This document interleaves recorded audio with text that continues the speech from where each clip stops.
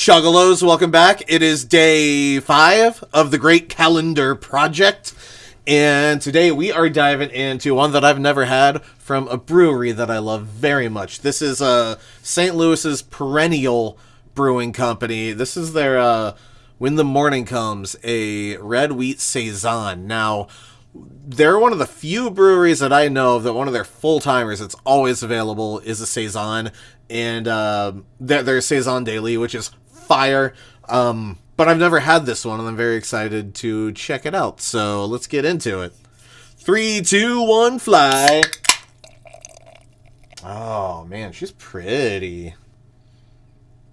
Oh, that nose is lovely. Just because I can, and it makes me feel good to fucking mansplain beer styles to people, I'm going to do that right now.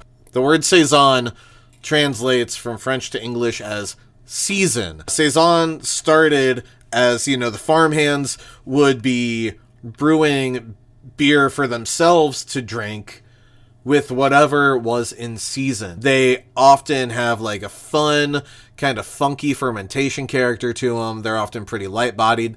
Traditionally very refreshing beers for the farmhands to like drink after work to like a refreshing lawn mowing beer, essentially. God damn, I love that nose.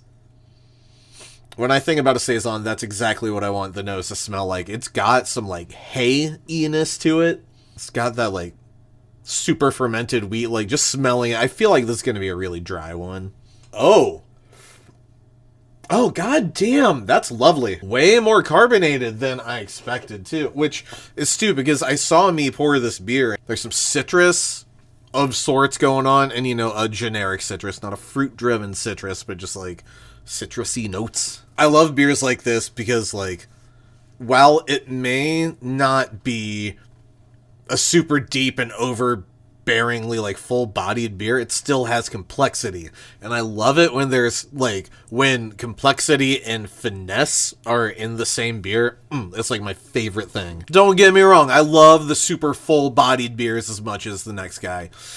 Listen, tomorrow I'm very excited for tomorrow. The life cycles, that to me is gonna be that's the first like fuck yeah beer, you know what I mean? But we're not there yet. We're talking about when tomorrow comes. We're talking about when the morning comes. It's rustic. It's kind of like timeless. It feels like one of those timeless beers. Saison DuPont, I think, is maybe like the pinnacle. So, like, the other day I said that Delirium Tremens is like the pinnacle of the Belgian Golden Strong. Saison DuPont, to me, is the pinnacle of the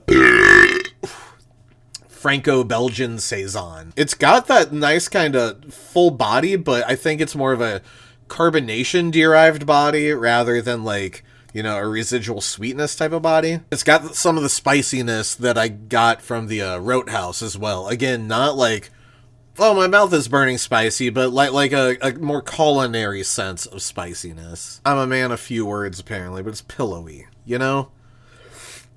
It's soft, but the effervescent, it's like little tiny spikes. It's like a pillow made out of needles. I've decided I'm going to try to edit this one with 2 cameras. I think I got a way to do it. So fucking unnecessary. It's so unnecessary, but yet here we are. These are my toys, and I will play with them. God, I hope like y'all in general fuck with this, because I didn't mean to, but there's a lot of Saison in the box this year. There's some funky shit, which I love. I don't know. Let's take a look-see. Because like in the wild ale spectrum, right? We got 1, 2, 3. So there's like 4. I think 4 is a good number. Because here's my thought process. When I was curating this box, I knew, like, maybe I could have traded a farmhouse for another hoppy beer, right?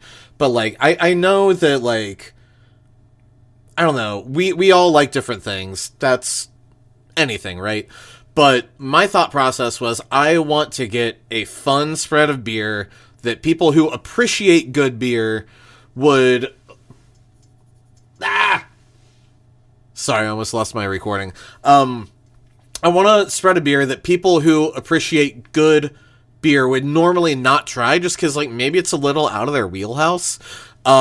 So obviously I can't promise everything to everybody, but my goal was to get, like, some of the coolest, most interesting, and best in their class together in one box. And, you know, I've never had this before, but I've had Perennial. I've had Perennial Saisons.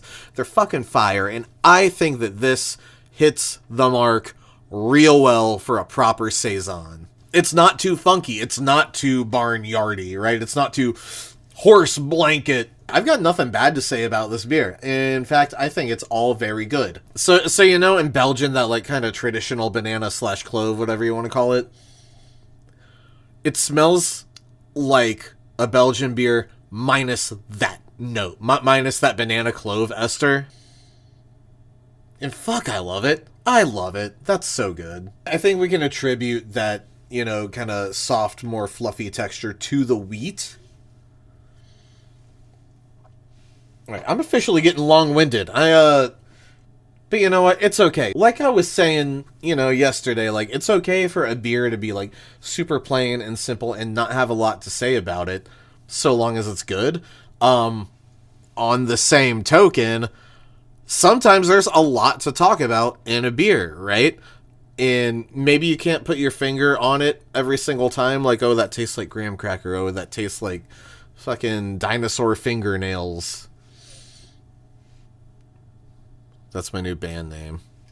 Dinosaur Fingernails. As it starts to warm up, particularly on the nose, we're getting a little crusty, kids. A little bit more of that funk is coming out. You gotta let it warm up, but there's some deep funk in there. It's given some of that, like, actual, like, it's giving petting zoo. It's given taking your family to the pumpkin patch and, oh my god, there's a baby goat over there. Let's go pet it. It's given, oh my god, they have an alpaca. And I love it for it. Surprise, surprise, right? Perennial strikes again. Rating, I am gonna give this one, man, it's so tough to rate, like, the shit that you threw together, because I don't want to, like, gush all over everything, but at the same time, that's just kind of who I am. I'm a gushy Gus.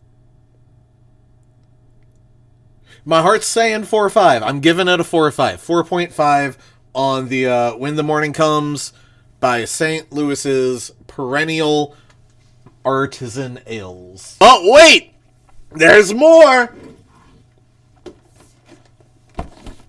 Day 5 of the Malort Advent Calendar. I'm very curious. I don't know what's in here. Just to recap for those who are just now joining in, Day 1 was a little tiny baby bottle of Malort.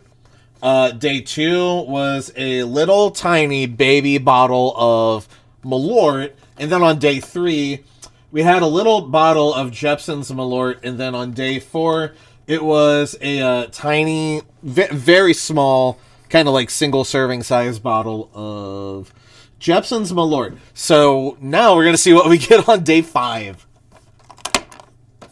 I'm learning that not to punch these things. Oh, what do you think it's going to be? That's exactly what I wanted it to be. We got a very small bottle of Jeppson's Malort. As is tradition, we are going to rinse our empty glass with Chicago's finest export. Cheers to Day 5. What a great day. That was such a good beer, and I've never had it before, and I'm very, very happy that it turned up Millhouse, because goddamn, that was fire. I hope y'all felt the same way, or at least appreciated it. Maybe you hated it. That's cool, too, because at least you tried something that you wouldn't have tried before. All right. Cheers.